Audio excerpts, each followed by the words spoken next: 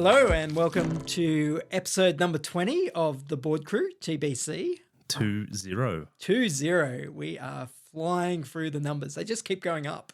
I'm your host, Ben. I'm Bronson. And tonight we're going to talk about free games for something completely different to what we normally do. We're really breaking the mold. Oh, that's it. But I will be talking about Vast. I'll be talking about Patchwork, specifically the Americana Edition. Good old US of A. Yep. The Freedom Edition. Yeah. And I'll be talking about Chicago 1893 for more Americana. Yeah, it's a real Americana episode, you know. Americana has Chicago, Americana has Patchwork, Americana has caves. I guess, yeah, and possibly goblins, knights, and dragons. But let's dive into it. Let's.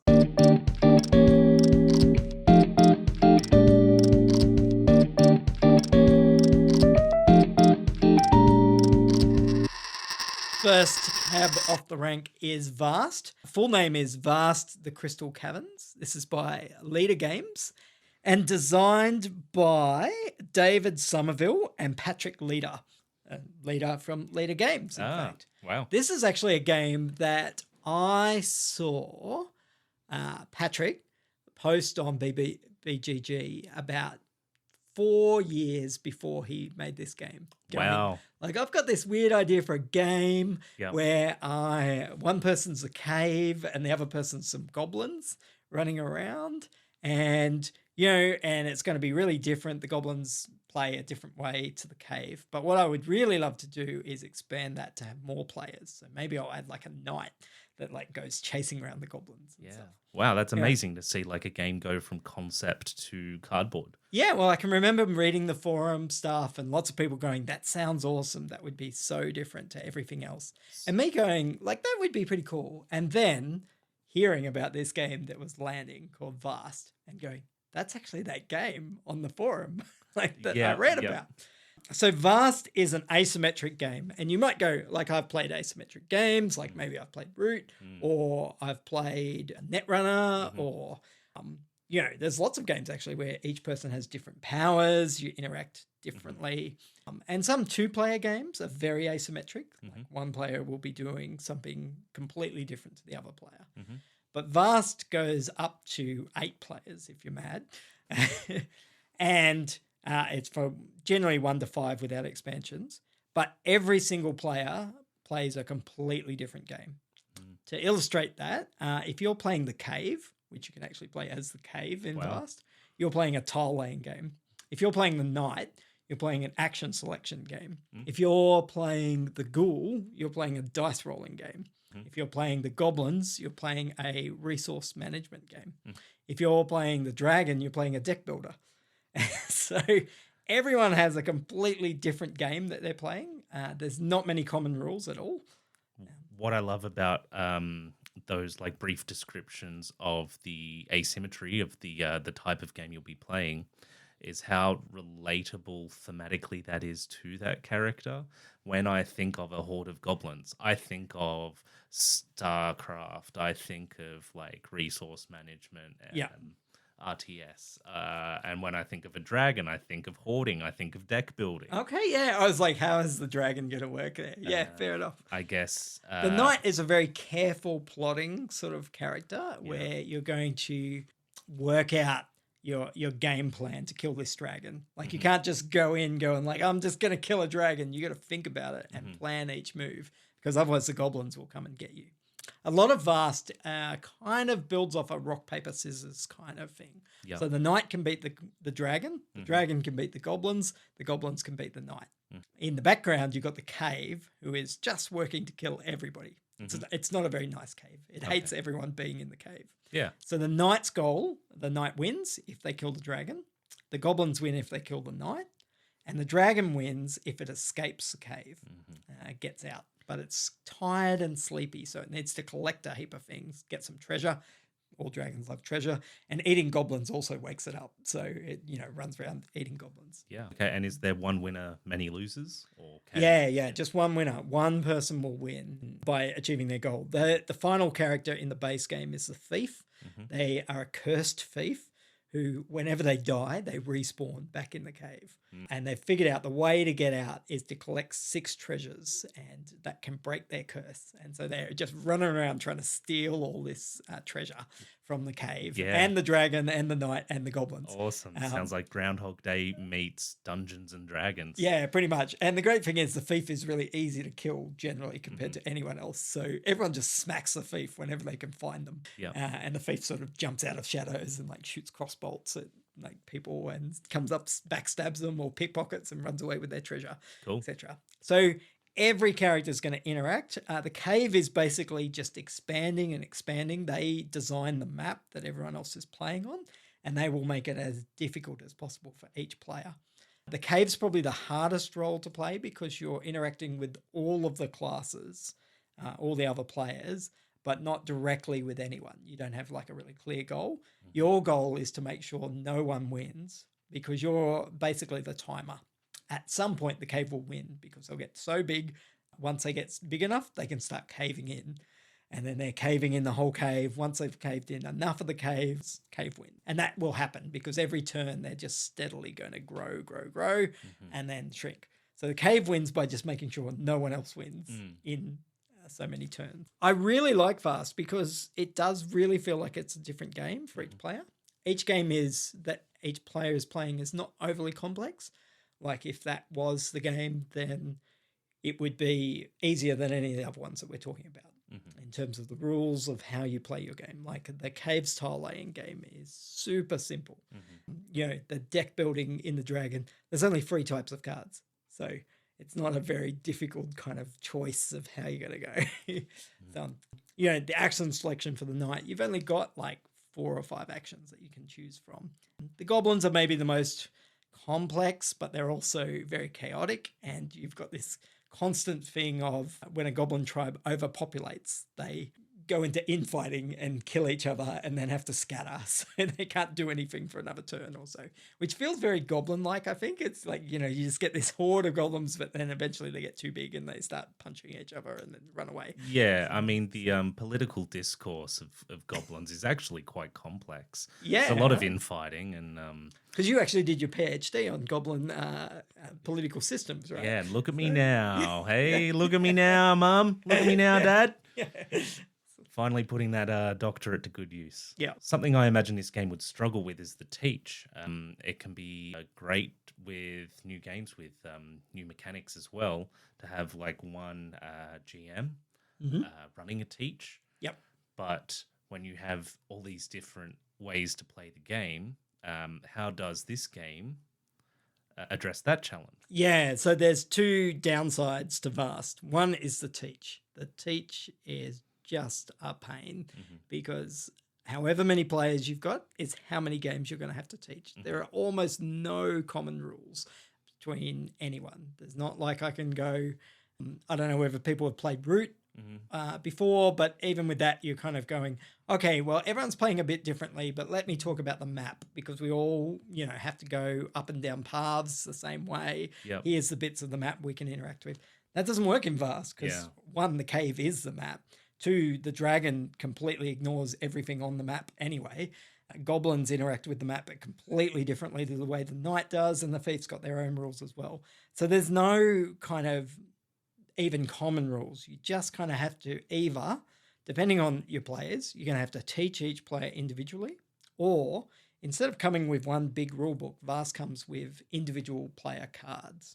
Well, I say cards, sheets. They're A4, double-sided sheets, and that has all the rules for your character. How small is the font?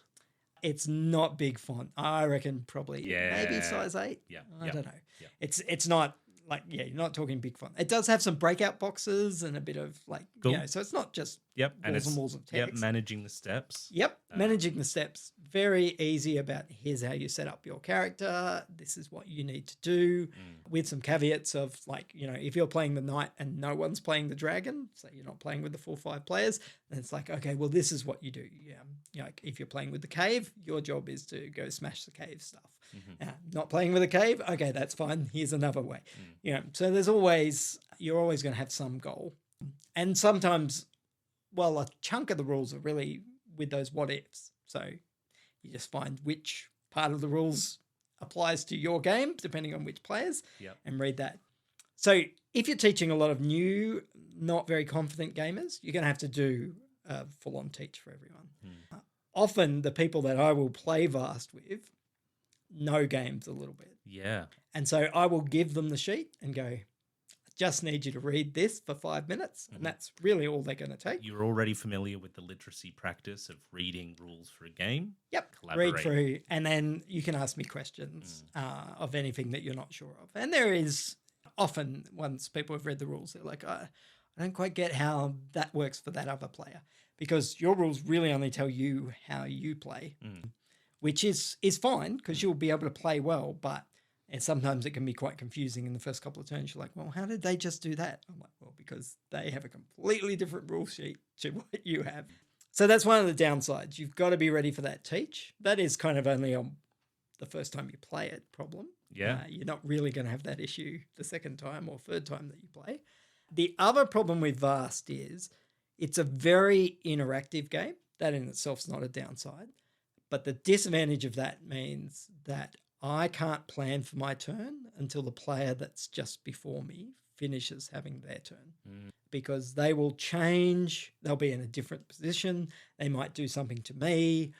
You really need to, you will have an overall strategy, but you really need to react to the situation on the ground. I can see why you would say an 8-player game would be a little maddening. Yeah. I played this 8-player at BorderCon. I think it took us like 5 hours or something. Generally, a game of Vast, you're probably looking at 2 hours, depending on how quickly people take their turns. It can really balloon out.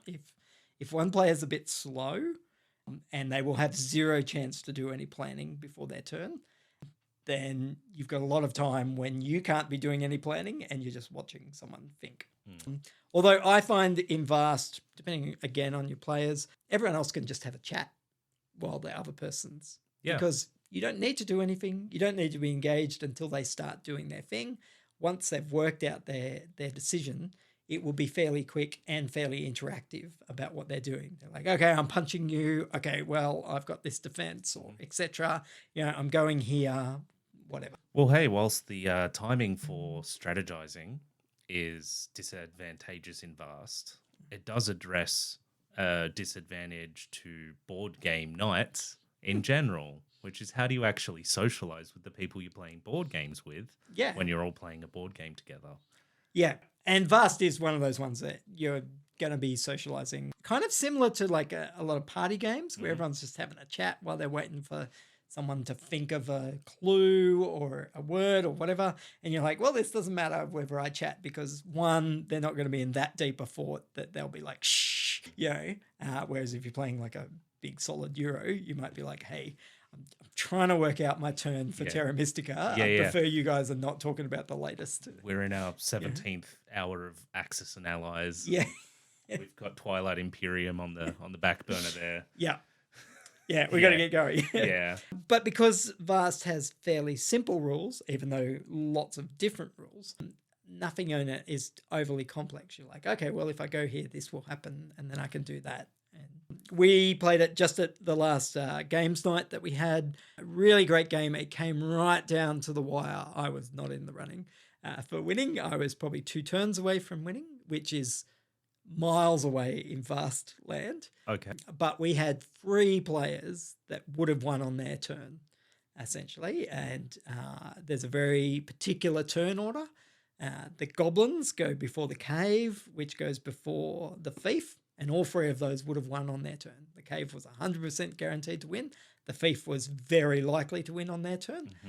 But the goblins won on their turn by killing the knight, who was me, and didn't do a good job at avoiding the goblins. Oh, no. Yeah.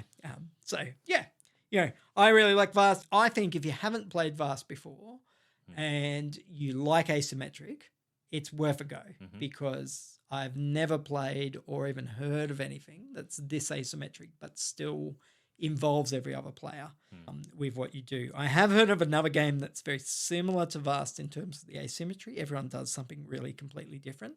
But in that game, there's no interaction. It's just a big race. Whoever achieves their goal first wins, but I don't care what you do on your turn. It will have no bearing on me Well, whatsoever. that just sounds like a bunch of solo players. Yeah, it's multiplayer for solitaire. Yeah. Vast is not that. You do need to be ready to have someone punching you in the face or basically chasing after you with a big knife all game while you're running away from them. At that same time, you're chasing someone else with a big knife to try and get them, which is, depending on your point of view, either horrific or wildly funny. Well, yeah, sounds interesting. I can't wait to get into that on the next board game night. Yeah, and I wonder which of the roles kind of speaks to you from... if there's an expansion, there's also a ghoul, a ghost, and a unicorn. I like the sound of the goblins or the cave. Depends on how big a week I've had. Yeah, fair. I don't think I'd want to jump in with like the knight sounds like a complex or a... The knight's probably the easiest to play. Oh, okay. Yep, it's pretty... You get to go first, and you have very deterministic kind of things of what you're trying to do. Followed by that, I would say the thief is quite easy. The two that you picked are probably the most complex. Well, I've read this all wrong. Yeah. The dragon's pretty easy. The goblins are easily the most complex and possibly the only one that I've ever had people go, how does this rule work again? Even after the first explanation, because there's just a few more kind of weirdness of the chaos of goblins. So yeah. Well, okay. Here's my commitment to all the listeners out there, audio or otherwise.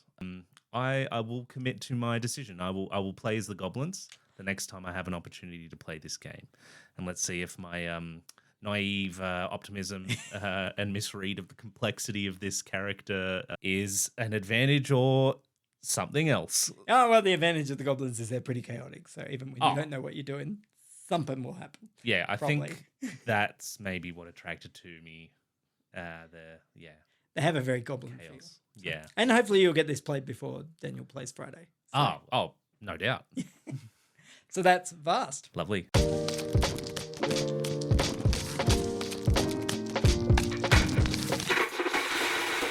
Alrighty, well, after the asymmetric crunch that is Vast, let's take a nice chill turn with Patchwork, Americana Edition. This specific edition came out in 2020, but the original version of the game came out in 2014. It was published by Uwe Rosenberg. Uwe Rosenberg is the designer of another game I love, Bonanza. Oh, yeah, that's a great little card game. Shout out Imogen. And then Black Forest is the most recent cab off the rank from Uwe Rosenberg. Uwe, I have not played that one yet. No. Are we going to see it at CanCon, do you think? I'm hoping so. We've got it on order. Of course, this episode comes out post CanCon, so... Yeah. I mean, Future Ben is not going to come in and edit and tell you what happened at CanCon. But yeah, hopefully it's a great game. Uwe, does a lot of hits. Yeah. There's very few games that I've played of his that I'm like, that was crap. Yeah. No, brilliant game designer. Although I have noticed the majority of his games seem to have some agricultural or farming aspect. He does love his farming. This one is, let's say, farm adjacent. It's cottage core. Yeah. That's for sure. But instead of farming and farming related paraphernalia or beans, legumes, we are looking at a 2-player game, very light game, 15 to 30 minutes, where 2 players will take turns gathering quilt patches to build a quilt. That quilt is going to be placed on a 9x9 template board. So each player has one of those. And the tricky thing is that they're not regular shapes. They're prefab shape, very Tetris-y. They're all made of squares. Squares, yeah. And so you've got those, classic Tetris shapes. The 4x1 line, although there's not that many of those. You've got more L's. There's a capital H. That's what you want in your patch. Yeah. Well, yeah. I mean, it looks cool. Especially if your name's like Henry or something. Yeah. Call me Henry. Yeah. But that's the challenge, is that you have to balance your quilt building with the resources available to you. You have to try and get the most points by covering the most space. So yeah, you're left with these tough choices. Now, to play this game, players take turns moving around a time board. To move on that time board, you can do that in one of 2 ways. By paying for patches with your resources, which are buttons, by the way. Yeah, that's very thematic. The patches will also have a corresponding amount of time that it takes to assemble, I suppose. And that's how you move along the board. The other way you can move along the board is by leapfrogging the other player. Let's say you're in a situation where there are only so many patches available to you and you don't have the resources, the buttons to pay for it. Oh no. I feel like a good quilter is not going to run out of buttons, but maybe we're not great quilters. Yeah. Yeah, I can confirm I'm not a good quilter. So, by leapfrogging the other player, you will gain resources as well as move across the board. So, each square that you move on that timer board will get you one button. That's only when you're doing that leapfrog move, though. Okay. You can get buttons as you move along that board. There are these like spaces that correspond. It's a little bit like passing go. Right. Yeah, your button income Yeah. comes in. Yeah. The other thing that's on this timer board are these 1x1 quilt patches, which don't sound that exciting, but when you're... Sounds like a very small patch. It's a small patch, but it makes all the difference. If you've got like a gap in your patch, that just how it goes. That little bit of the H, just, you can't quite fill in the bottom of it now. Yeah, being able to play one of those 1x1s is really helpful. Take that, Henry. Yeah. By being the first to pass one of those 1x1 patches, you get to play it immediately. You get to fill in your capital H. The reason why that's really advantageous, aside from it filling out your patch, is that there is a race to a bonus tile. The bonus tile is for the first player who can make a 7x7 patchwork quilt complete. The game doesn't end when you do that, but if you get that, you'll get a bonus 7 points at the end, which is great. Nice. Now, we've talked about how you play the game and how the game moves, but winning the game happens by having the most buttons at the end of the game subtracted from your empty spaces. So like the holes in your quilt, not good. No, yeah. I mean, and I love a game that, centered in reality. Yeah. A patchwork quilt with a whole bunch of patches missing, it's not that good. True. Yeah. But I guess, do you look at a quilt and go, oh, that's a nice quilt, but how many buttons do you have left over?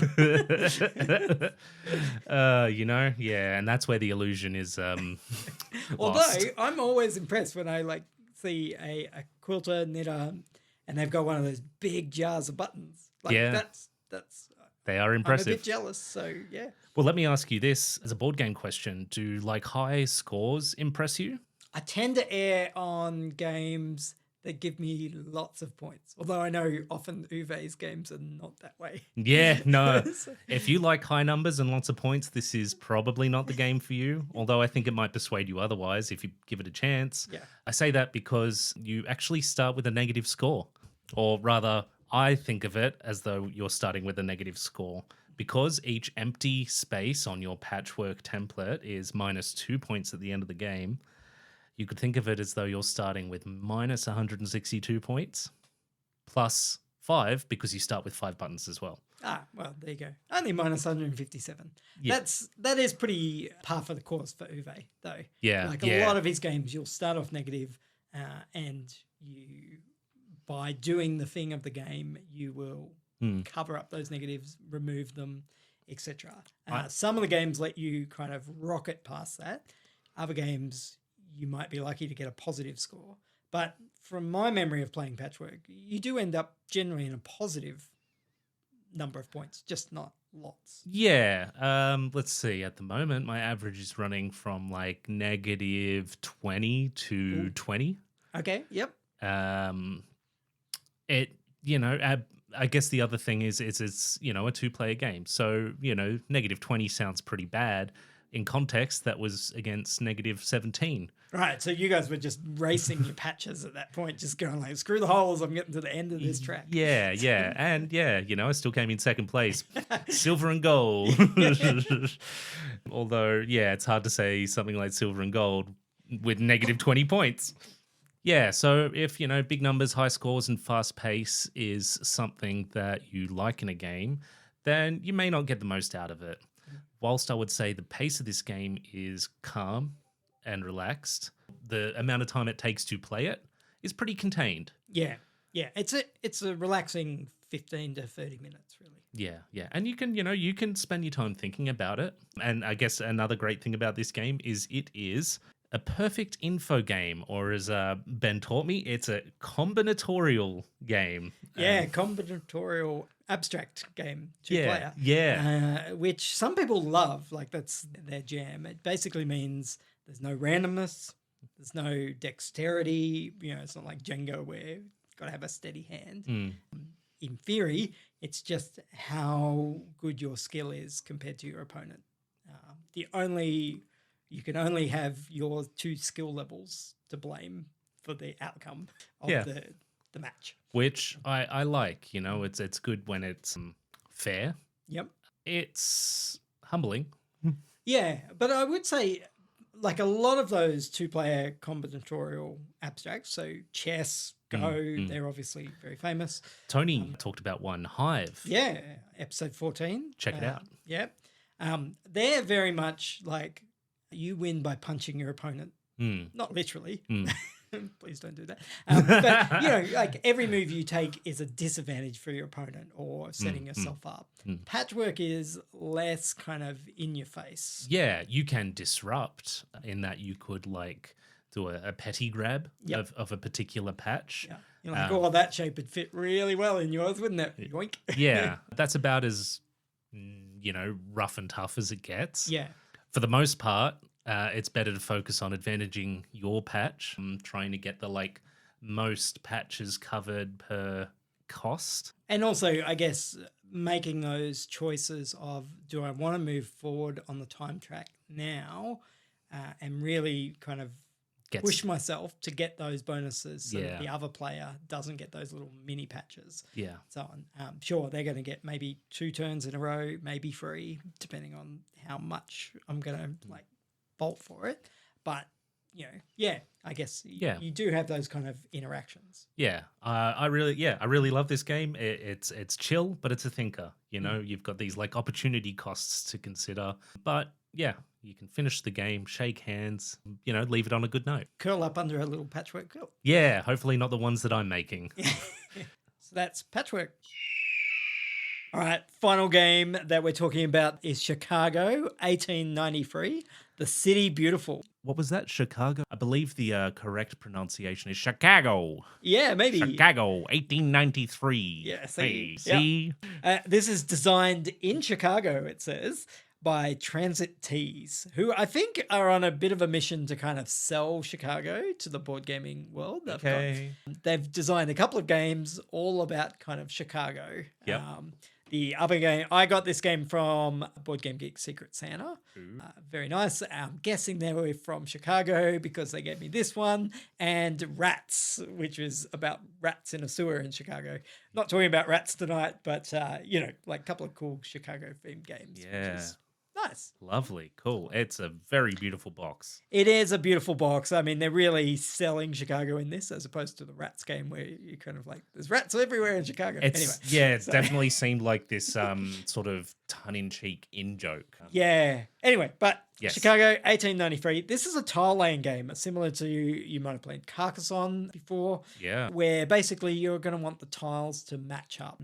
It's got this beautiful look of Chicago with Lake Michigan kind of in, and you see all the beautiful things that Chicago had. It's set in 1893 because that was when Chicago was chosen for the location of the World's Columbian Exposition. Expo. Yeah, like an expo. I went to Brisbane Expo in 1988, so I'm showing my age a bit there. I was pretty young, but it was an awesome thing. That's the only expo that I've really been to that felt like an expo. Okay. I reckon. I've been to expos at Bathurst Showground and they'd gone, it feels like a fair. Yeah. Oh, hey, one day they'll make a board game out of them. Maybe. Probably not the Bathurst ones, unless it's us, I guess. Ooh, anyway. That's not a spoiler, people. It's not coming. No. Anyway, Chicago. So they had this big expo being held in 1893, but unfortunately in 1871 there was a major fire that burnt basically most of the heart of Chicago. But it allowed them then, they said, we've got this big expo coming up, we're going to rebuild this beautiful modern city for the time. in the late 1800s. And we're going to make it amazing. And so this game is you are going to compete with other players to build the most beautiful Chicago. You're going to have tiles that are either urban tiles, park tiles, railway tiles, or boulevard tiles, basically, with the Chicago River. The L train, see? Yeah. The public transport is very important. Yeah. And essentially, you're going to be placing your pieces very Carcassonne kind of style, where you can place them on a railway, you can place them in the urban areas to kind of score points for that, place them in a park, or place them on a boulevard. Yeah. And different things will give different amounts of points. Game starts by you've got to build the Chicago River. Once the river is completed, then you can start building outwards. Some of the tiles will have Lake Michigan on the side, and then you've got to put them on the Lake Michigan side. You can't have Lake Michigan like wherever you like in Chicago. It's got to be on. No, I mean, this is it's a game somewhat grounded in reality. That's true. For sure, there's some procedural generation, but if I recall with the water tiles, there's a specific way that they can be placed. Yeah, you got to place it so the lake is always going to be facing out from the city and not kind of wrapping around and making Chicago an island or something. So whatever you build at the end of it is going to look kind of Chicago shaped. Yeah. Chicago adjacent, a parallel Chicago. Yeah. What Chicago could have been if they decided. Yeah, they sell deep dish hot dogs in this Chicago. Yeah, maybe. I don't know what that would taste like. Thankfully, that is not a tile that you play in this game. The other thing is that tiles have landmarks on them. These are landmarks that are known in the city of Chicago. I didn't know many of them. Some of them I knew. But I imagine if you went to Chicago, these would be the kind of places that you would see. And those landmarks, if you play the advanced version, have their own special scoring kind of bonus that they give. This is a pretty simple tile laying game. Like there's not a lot of wrinkles in it. It's pretty much, like if I've got a boulevard, I'm going to want that boulevard to be as big as possible. Like if I've got a park, I want a big park. But then when it's my turn and I see that you've put a meeple on your park, I'm going to try and finish that for you. Yeah. To close how many points. Yeah, for sure. Unlike in Carcassonne where you sometimes will want to try and like edge in on someone else's kind of park or like a city or field or whatever. In this one, you just share points if you end up bumping into each other on similar things. So there's not really a lot of incentive to kind of try and muscle into other people's territory. I think, like you said, Bronson, it's really, you just want their territory to be quite small so that they kind of don't get many points. I found this to be pleasant, but not super engaging, I guess. I really felt like drew a tile, I kind of looked and I went, I don't really care where this goes. I'm going to get some points, whatever, and I'll just plonk it here. Unless I had a landmark, and then I was like, woo, a landmark that does stuff. Yeah, I mean, the meme of this game being Chicago, it doesn't particularly speak to me in that I have no like significance or memory or place attached to Chicago. And again, that's no shade or shout out to anyone who does. In fact, what I can do is celebrate this game vicariously for that, but totally understand where it's not going to replace Carcassonne for someone who isn't that fussed. Like, if you don't like the theme of the game, you're probably not going to get as much enjoyment out of it. Yeah, unless you're a fiend for aesthetics, which I totally am. And I got to admit, it does, to me, look better than Carcassonne. Yeah, I appreciate I'd give that. Carcassonne has a slight edge on the mechanic. Sure, yeah, look, I think for me, with this one, I would just always play Carcassonne over this. But having said that, we played this with, I think, 6 of us, maybe 5. Yeah. And there were only 2 of us that were sort of like, I'd always play Carcassonne. The rest of the players were all like, no, this was good. So people's mileage may vary. And mileage is a good thing because that's in America and they use freedom units, I guess. So... I totally would play this again. You kind of need a decent size table. It does take up a bit of room. I mean, if you're going to build Chicago, you don't want it to be itty bitty in the middle. I mean, it's not as big as Carcassonne with expansions and stuff, but you will need a fair bit of table size. And the other thing is that you won't really be building quite the square shape that you might normally build with these kind of things. Yeah, more of this like 4-pointed star with a big section in the middle. Yeah, because of the way that the river and the lake kind of expand. The river expands in 2 different directions, and that's set. And the lake has to expand in 2 different directions. And those 4 directions always go out from each other. But there's not enough tiles to kind of fill all of those points. So you're not going to end up with a square. Like you said, it's really going to be this 4-pointed star shape. But that means it would take up more space than what you would expect with those number of tiles if you were playing kind of semi-conservatively. But yeah, look, you can't play, well, you can play it at CanCon this year. But if you're listening to this episode, CanCon's just passed. That's the magic of editing. Hey, if you did play it at CanCon and you listen to this podcast, let us know what you thought of this game. We'd love to hear what other people have to say. Call me out. Come on, I dare you. Yeah. Or me. No, don't do that. I like being right. Oh, okay. Tell me Ben's right. That'd be great. But it will be in the CanCon library for future years. So, and this is not a game that you generally see in Australia. So I don't reckon you could get hands on it in Australia. Yes. So hey, shipped to me from Chicago direct. So it's pretty cool. It is a very cool secret. The secret Santa on Board Game Geek. That's Chicago, 1893.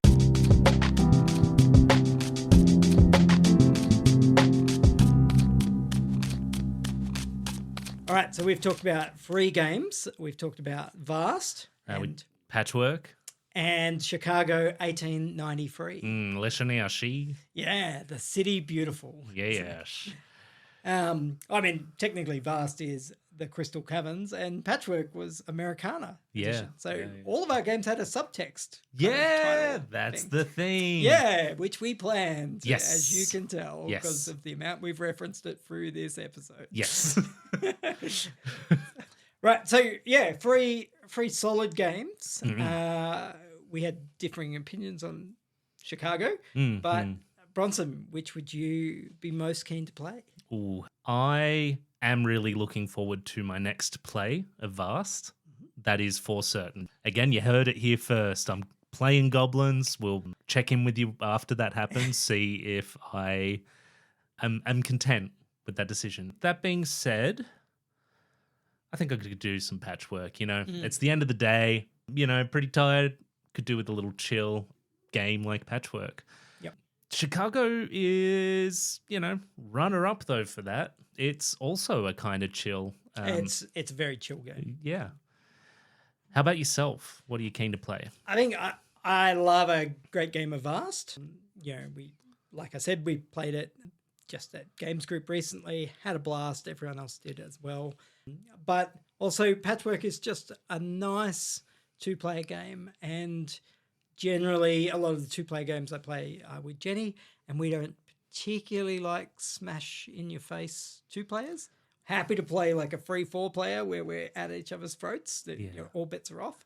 But if it's just the 2 of us, I want something a little bit chiller. Absolutely. And, that doesn't feel bad when you lose. Yeah. And Patchwork achieves that well. So I'm always up for a game of Patchwork. Chicago, well, yeah. If someone else wants to play it, sure, I'll play it. But I'm never going to ask for that one. Yeah, who knows? We might see all 3 at the next board game night. We may. Yeah. But the next time we'll be playing board games together is at CanCon, which will have just been. So yeah, like 2 days ago, I guess. So the magic of editing and future stuff. But our next episode, we're going to be talking about all the great games and maybe some of the bad ones that we've played at CanCon. It's going to be a bit of a rapid fire. We'll be slamming on, I don't know how many games, but we'll see how many we can get through. I'm looking forward to it. Should be great. Well, we look forward to you getting bored with us next time. Bye. Bye. This has been The Board Crew. Thanks for listening. Join the conversation by rolling over to our socials and just search The Board Crew on Facebook.